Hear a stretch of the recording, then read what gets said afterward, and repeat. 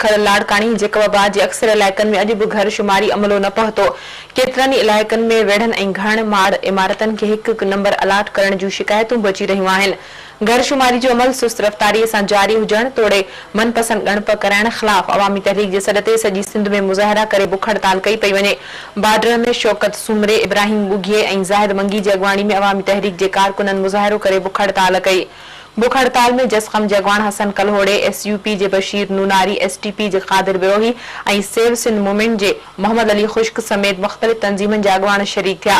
तंगवाणी ऐं ॿियनि शहरनि में पिणु अवामी तहरीक जे कारकुननि बुख हड़ताल कई। घोटकी में GSN महाज़ जे सॾ ते घर शुमारी में धांधलियुनि ख़िलाफ़ शटरबंद हड़ताल कई वई। शटरबंद हड़ताल सबबि शाही बाज़ार, पुराणी market, Jarawa road, station road ऐं ॿिया कारोबारी मर्कज़ मुकमल तौर बंदि रहिया।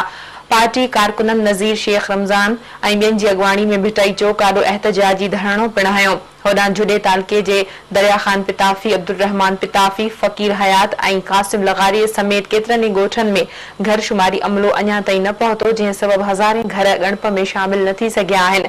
घर शुमारीअ जो अमलो न पहुचण ख़िलाफ़ मुख़्तलिफ़ सियासी तंज़ीमनि जे कारकुननि तोड़े सान्या मंधूरिन, अशफाक लगारी, शौकत ख़ासखेली, मुनवर जरवार, मुर्तज़ा ख़ासखेली ऐं शाहिद मजीद जी अॻवानी में मुज़ाहिरो कयो। अॻवाननि जो चवणो त सिंधी माण्हुनि जा घर हिकु साज़िश तहत गणप में शामिल न पिया कया वञनि।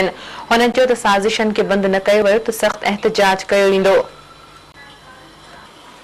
आदमशुमारी मॉनिटरिंग कमेटी